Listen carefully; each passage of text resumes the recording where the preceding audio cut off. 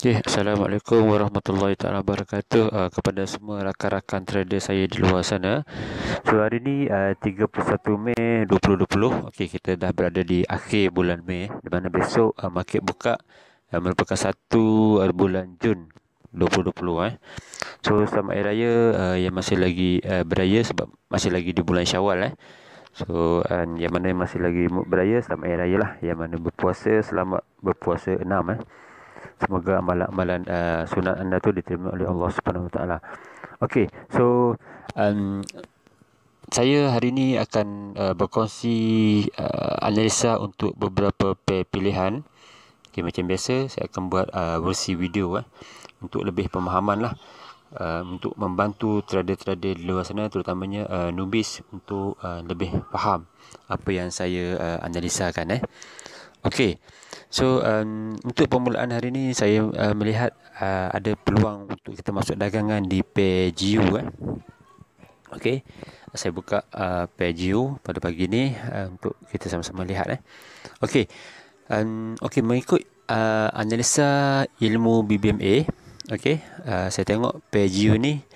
Okey, ada satu candle untuk time frame daily. Untuk time frame daily ada satu candle yang tutup pada akhir minggu lepas, iaitu pada hari Jumaat. Satu candle ni dia menyentuh garisan MA50.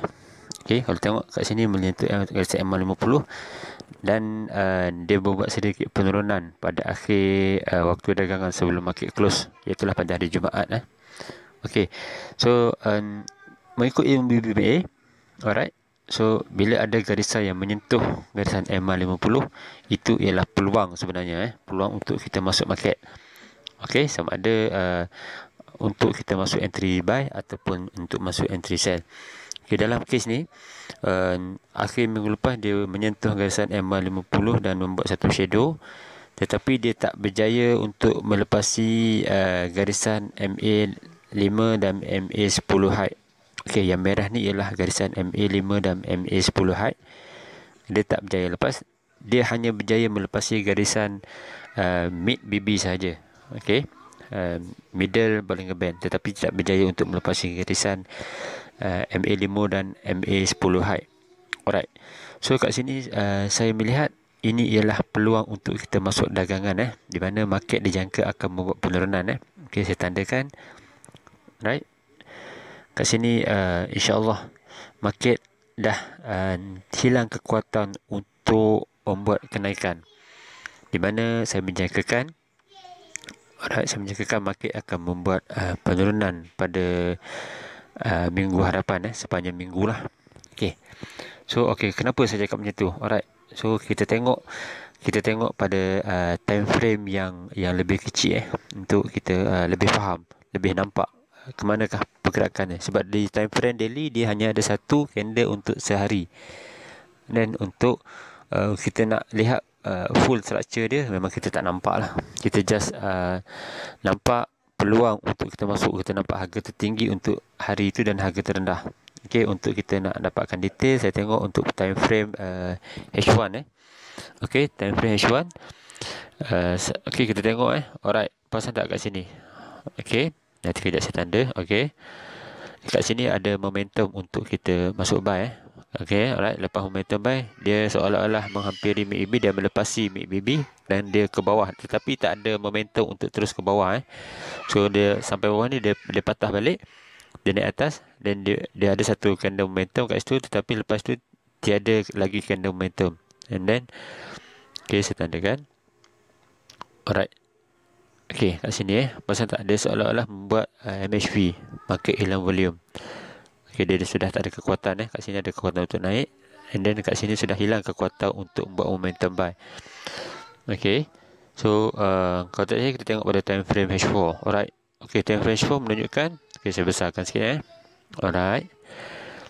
Okey, perhatikan kat sini dia sudah hilang kekuatan untuk naik Kat sini ialah kita panggil MHV, ialah market hilang volume. Okey, dalam ilmu BMA, MHV menandakan arah pergerakan untuk naik tu dah tak ada Okey. So kita mencari peluang untuk market reverse. Market akan buat retracement ataupun market buat penurunan lah. Okey, saya tandakan kat sini. Inilah MHV untuk time frame H4. Alright. Okay. So kalau kita tengok kat sini, okay, saya kecilkan balik untuk time frame H1. Okay, untuk kita marking apakah sebenarnya yang berlaku. Alright. So kita tengok menggunakan ilmu SNR, okay, supply and support and resistance ataupun supply and demand, mana-mana lah. Okay, kat sini saya tandakan ada satu zone resistance. Okay, saya tandakan warna biru. Alright. Resistance untuk market ke atas. Okay. So pada minggu lepas dia buat satu zone di atas dan kemudian market turun bawah, dan zone yang dia tengah buat sekarang ni tak melepasi, tak sentuh pun zone resistance yang lepas. So dia buat kenaikan kat sini, dia turun, and then buat satu zone resistance, turun buat zone support, dia breakout zone resistance tu dan buat satu resistance baru kat atas, and then dia turun bawah zone support, kan dia buat kenaikan dan tak melepasi zone resistance yang sebelum tu. Okay, kalau tengok kat sini mungkin bentuk head and shoulders. Alright. So kat sini dia ada zone resistance kat atas tapi tak berjaya lepas. Dia just masuk zone tu dan tinggalkan satu shadow kat sini. Okay. So alright, kat sini adalah satu zone support yang terdekat lah. Okay. Alright. Dan jika market buat penurunan, dia akan test zone support ni. Okay, dia akan test dulu zone support ni sama ada dia breakout ataupun dia reject. Okay, jika breakout, dia akan terus buat penurunan ke bawah lah. Dia akan cari zone support yang seterusnya. Okay, boleh faham Ini jika breakout. Jika reject, dia akan cari zone support yang atas. Dia akan cuba breakout dua zone yang ke atas ni, zone 1 dan zone 2 lah. Kalau dia breakout, masih lagi breakout ke atas ni, dia akan terus ke atas. Okay, ini ialah zone untuk kita pantau.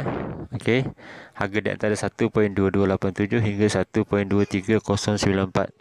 So inilah zone critical. Saya panggil zone critical untuk kita tengok sama ada dia lepas, dia breakout ataupun dia reject. Okay, kat sini kita perlu pantau lah. So yang mana masuk sell pada awal minggu dagangan, kita akan tengok zone ni. Okay, dan tetapi saya menjangkakan, ini cuma jangkaan saya. Saya menjangkakan market akan berjaya breakout zone support dekat bawah tu. Jika kita buat sell, ini kita punya SL. Okay, inilah kita punya garisan stop loss. Kita ambil 230 pip daripada harga semasa lah, dan di atas zone resistance. Dan zone resistance yang terdekat jika dia breakout ialah ini. Ada satu lagi zone dekat sini. Ini ialah zone support yang terdekat.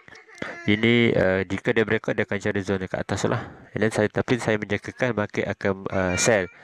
Dia akan buat penurunan.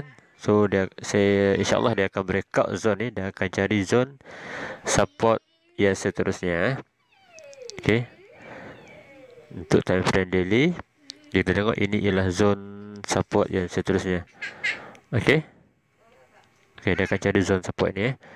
Dan zone support ni menjadi zone critical untuk time frame daily. Jika breakout, dia terus cari satu lagi zone support yang di bawah, jauh. So mungkin untuk swing trader, dia akan hold sampai dekat satu lagi zone di bawah ni. Okay, ini mungkin akan masa berjalan selama seminggu. Right, saya menjangkakan lah, InsyaAllah seminggu ataupun lebih daripada seminggu, mungkin 2 minggu. So ini ialah struktur jelas perjalanan GU untuk multi time frame. Okay, so saya menjangkakan GU pada minggu hadapan akan buat penurunan lah. Saya akan ambil sell. So insyaAllah mana-mana trader yang sama dengan analisa masing-masing, so boleh entry sama-sama lah. Ya, tetapi yang mana yang tak sama dengan analisa tuan-tuan dan puan-puan, okay, tuan-tuan boleh sama ada follow analisa saya ataupun follow analisa tuan-tuan. Okay, semua pilihan di tangan tuan-tuan. So itu ialah untuk analisa pair GU. Alright.